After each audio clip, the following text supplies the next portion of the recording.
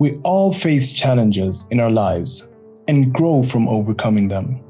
But some individuals seek out the most pressing issues to our societal development and aim to challenge the underlying systems.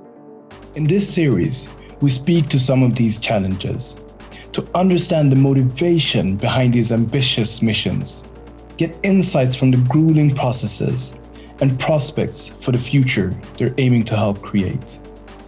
Created in collaboration with Dockers, providing smarter, more comfortable, and more versatile clothing for every occasion, they believe that progress is woven into everything we do, from how we make our clothing to how we care for the people and the planet. And so do we. Enjoy this series. Last time we spoke about the release of your book, which yes. I understand it very good. I saw all the supportive messages you got and all the inspiration you spread through that. So I'm really keen on having you back to speak about your new venture and knowing that it will give a lot more inspiration once again.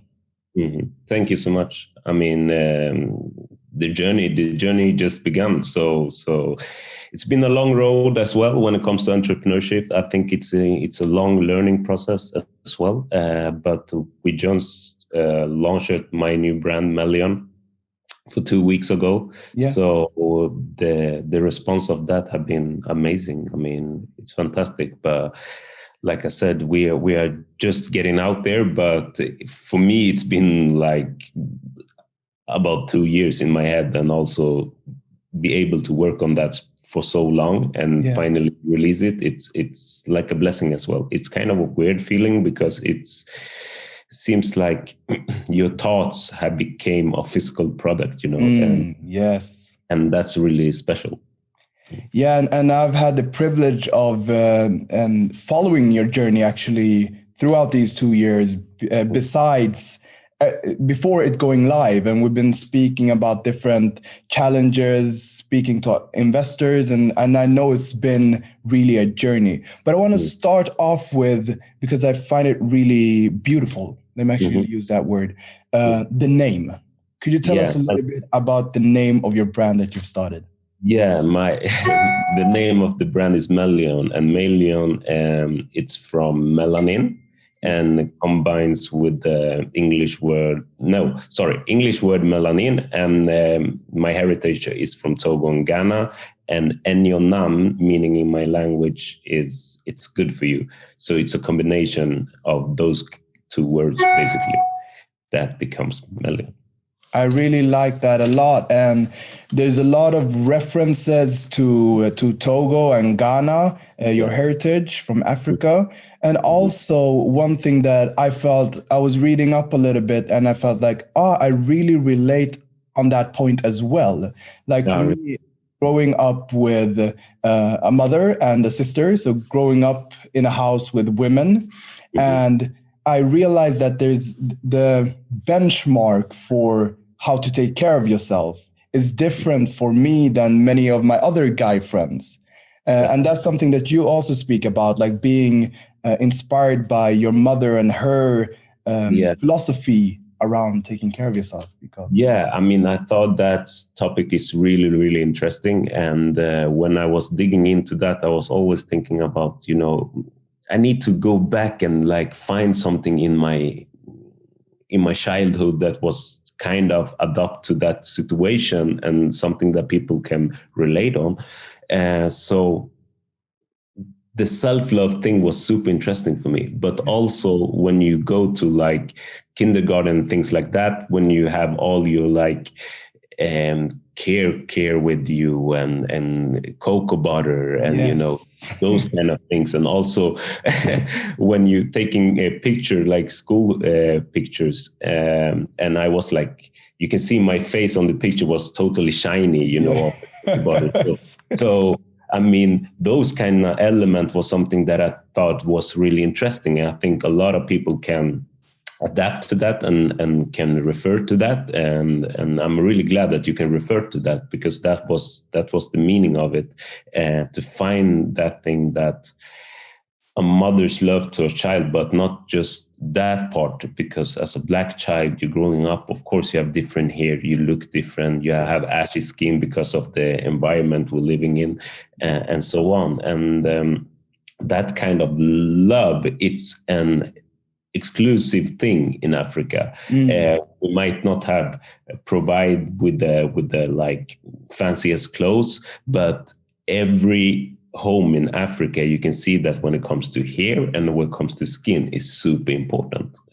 And I think also you have that kind of like small moments when my sister have it with my mom when she braid her their hair and things like that, and me when my father was cutting my hair. So it's a kind of a moment you have with your parents when you spend that time along with them, really close, and they take care of you and give you that like kind of self-love that I thought was beautiful. That's so true. Those intimate moments that you spend. Like I've had all different types of hairstyles. So I had a little bit longer, I braided it, and then you're sitting there for 1 to 2 hours, just watching whatever your mother is watching, or when you cut your hair, it was my uncle doing it. That's so true. And now with Melyon, then this is self-love, self-care. So that's an intimate moment, I'm guessing, you're having with yourself in front of the mirror, taking care of yourself and hopefully being kind to yourself. Yeah, of course. I think it's super important, and also it's bring confidence in that part, but also a kind of moment that you have for yourself. To take care of yourself. It feels good. It's not about the physique. It's also about the feeling that you feel good and can take care of yourself and give yourself that small treatment or small like Zen time in 10 minutes. Yeah. Yeah. And we've referenced a little bit in this conversation to Togo and Ghana and Africa at large. Could you tell us a little bit about your experience going back and being inspired, and tell us in general, what are we missing being here? Yeah, I mean, Africa for me is it's Mother Earth. Like I love Togo and Ghana. I mean, it's beautiful, and I love the whole African continent. It's beautiful, and it has a lot of different things to see. Like many people don't understand. Like West Africa doesn't look like East Africa at all, and East doesn't look like South. It's totally different. So when you went to an area in Africa, depends on where you are, it's totally different. But most of the time I've been spending in West Africa, and I have a strong heritage connect over there, and I have my family over there. So when I came back, it was like 2 years ago, and it was amazing. That love that I got from people, and that feeling to just see everything in a older stage, and to adapt and connect with those kind of people over there. It was amazing for me, and the country has been developed so much. Yes. So it's fantastic, and my references that I brought with me actually when to connect with Melyon was like when I saw a baobab tree.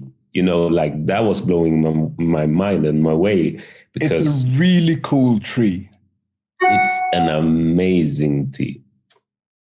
It's amazing tree. I mean, so when I saw it and they started to tell me about the history, I was like, wow, why I didn't know about that? I mean, they have so much nutrition. It's so good for the environment. It's also good for us as a people. It's good for our skin. It's good for our hair. And I was like, I need to transform this into my product. So basically in my whole skincare line, Baba oil is the base. So that's the base. Yeah, so let's go into your product a little bit more. So inspired by the environment, inspired by your growing up. And so combining your growing up and heritage and finding this natural super tree, super plant, what we should call it. And then you built on top of that. So explain how you built on top of that. Yeah, on top of that, I thought it was super interesting also because when we see products in general, a lot of brands using like standard packaging, and we using glass, and we also designed our own bottle. Yeah. I thought it was super interesting to do something different.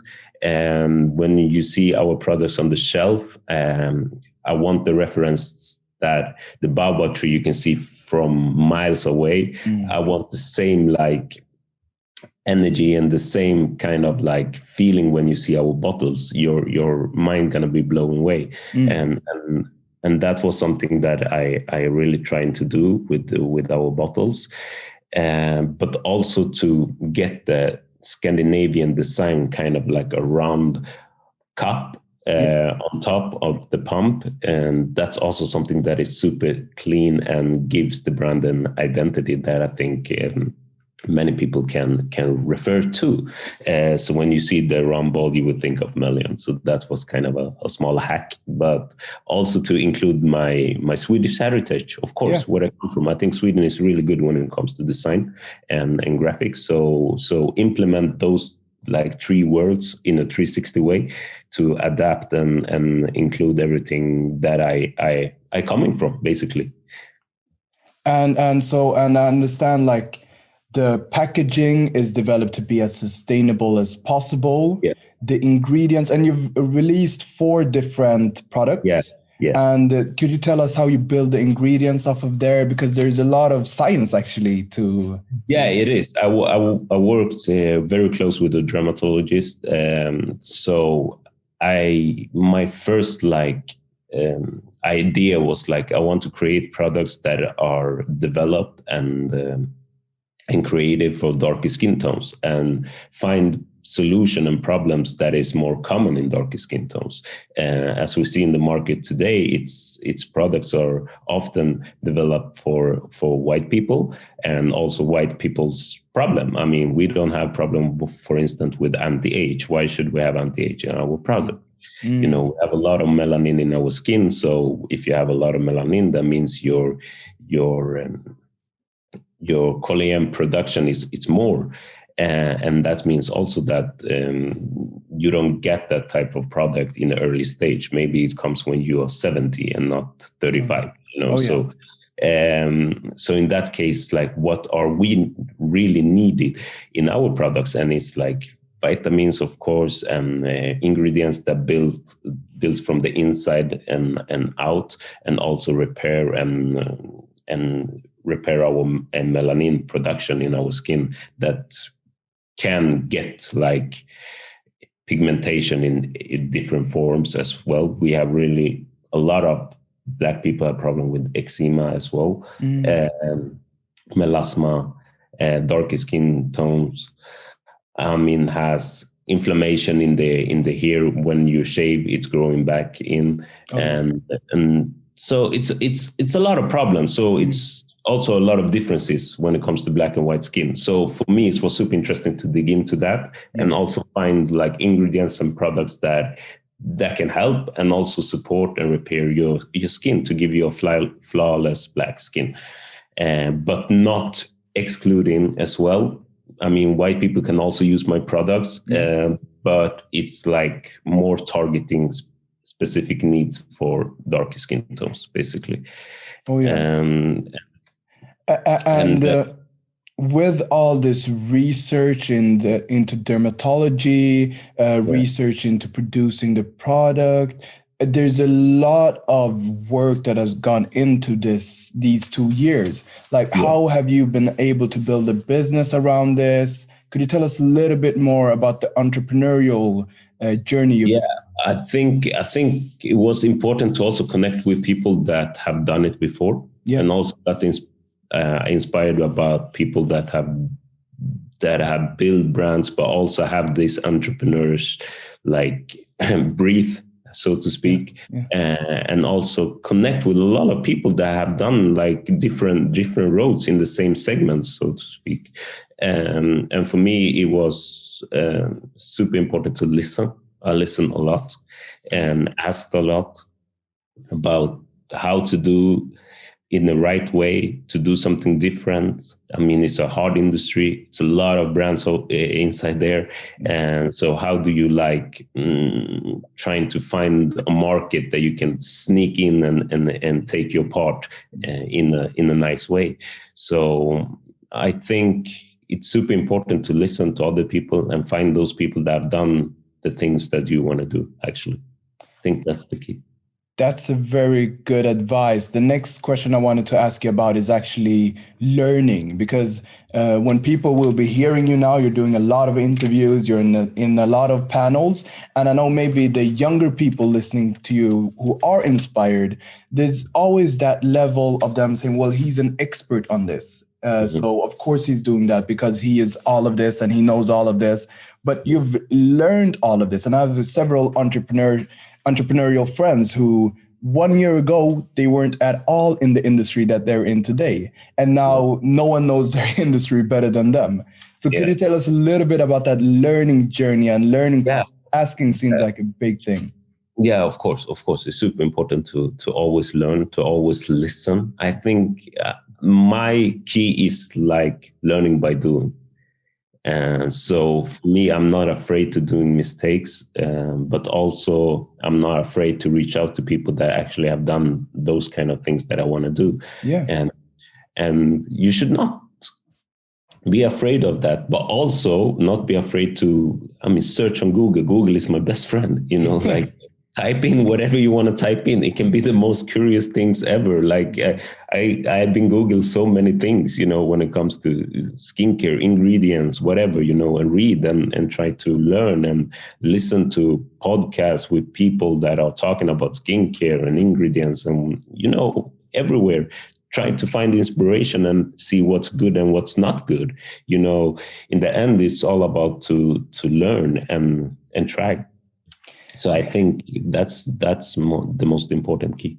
Yeah, that's so true. And I think many times you can be hindered by the first thought. It feels so big, so you don't know where to start. Yeah. But I would say just start somewhere. Start with one Google of whatever might seem random, and you go down a rabbit hole. You go down a thread that will make sense maybe several months later. So you find one small word, you Google that word, and that opens a whole new field. So just continuously searching. And then when you find stuff, you want to put it in a context. Maybe that's when you speak to people. Yeah. It's hard. It's super hard because it's a tricky industry. It's not that you can do your chemistry at home. You can, but it's still like skincare. So people will use it on the face. So of course it's need to be carefully thought and also work with people that have been working with this for a long time and be registered and everything. Like it's a long process. It things that I thought it was easier, but it's really tough, to be honest. And it will probably get tougher moving forward. Yeah, definitely. Especially with your high ambition of challenging a whole industry, which I love. I love setting those stretch goals, and we need people, and that's why we're doing this series, challenging norms, challenging industries. Could you tell us a little bit more about that journey? I read somewhere you're speaking about the 90% versus the 10%. And yeah, exactly. For me, it was because in the end, it's all about like, what is your why? And many, like if you meet investors and etc., like everybody's talking about numbers. Okay. Yeah. So I was like, how can I make them understand that we that are actually the minority are actually the majority in the world.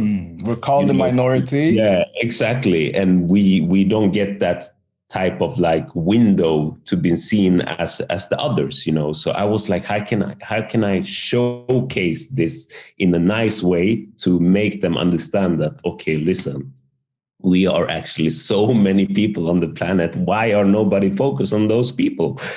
So, and I understand that also that the ideal are always being white and is in history around that. Of course, I understand that. But if you can just like show them the number in that kind of way, yes. I think people will understand that it's kind of weird, that nobody's focused on this huge group, and now when we see the world is changing and everything, like people, it's a higher middle class in the world, around the world. I think that's a very good tactic, because at the end of the day, there is an emotional mission. It's passion driven, but in order to quantify it and help people understand the actual problem beyond the passion, beyond feeling it, the data and numbers can actually illustrate. Okay, of course, because why? Numbers. They just speaking numbers. They don't care about the end is just about numbers. It doesn't matter how good your products are and which team you have, etc. But in the end, is the bottom line. Okay, numbers. Yes. And so I showcase the numbers, and actually we are 90% that have darkest skin tones in the whole world. And I was like, I want to focus on those problems, but still include those 10%, because I'm not excluding, I'm including. Yeah. So then I have 100% of the markets that I focus on, but my targets group are darker skin tones, basically. Yes. So I'm coming up with something new, but that speaks to everyone, at least, but also lift up the minority that actually are the minority in the world. Yes. So let's just change the way on the table. Yes. So, I mean, I thought it was a brilliant idea, and also explain it in a really good way. Yes. Because you can see the problem without pointing fingers, and also you have the data of the whole population in the world, and also how you can build a business through that. Exactly. So exactly, it's a big problem, and here's the right solution. Exactly. Makes it make a whole lot of sense for anyone who hears this. Yeah, of course. So then it becomes more interesting. Yeah. Now I was going to ask, moving forward, what's your main challenges for yourself, and what are you mostly excited about? Once again, the challenge to grow the brand, to make my identity and legacy out there, to create something that people can be proud of, but most of myself, like to be proud and happy about what I'm creating, and doing something that I like, and doing something that is meaningful beyond me, like to make people feel like they are included, seen, and happy, and also like can associate themselves to beauty, because beauty is subject for me. Everybody has a way of beauty in themselves, no matter what, and I think beauty speaks to everyone. So for me, it's more a goal to challenge the industry, but also to create something that is new and different, and something that I'm really proud of. I like that a lot. And people will relate to what you're saying. They will relate to the brand you're building. What's the best way they can support you, the mission, and your brand? Yeah, I mean, we have our own website. We have www.melyon.sc and co. And also on Instagram, official Melyon. So, I mean, you can follow our journey there. We love the support and help and everything we can get. And also feedback. I'm a sucker for feedback. I'm always asking like what people think about the products, and also if they like them, if I can change anything, what kind of like products are you missing? Because I know like products is not built for everybody out there, and we're trying to fill that gap up, and also to create new product that people can adapt and feel like I have been thinking of them since production, like in the early stage, and all in the whole line, and out to the consumer. So I think I'm really open for feedback, and I am thankful for the support. That's really great that you said that, feedback and being open to adjusting to the market and the needs. Well, Roger, it's a big mission. I'm looking forward to following it. We've had you on this podcast twice now, and maybe we'll have a third, fourth, fifth along your journey as you just keep growing your mission. Yeah, I'm trying. I'm doing my best. Keep on doing. Yeah, thank you so much. Thank you very much for this conversation. Pleasure.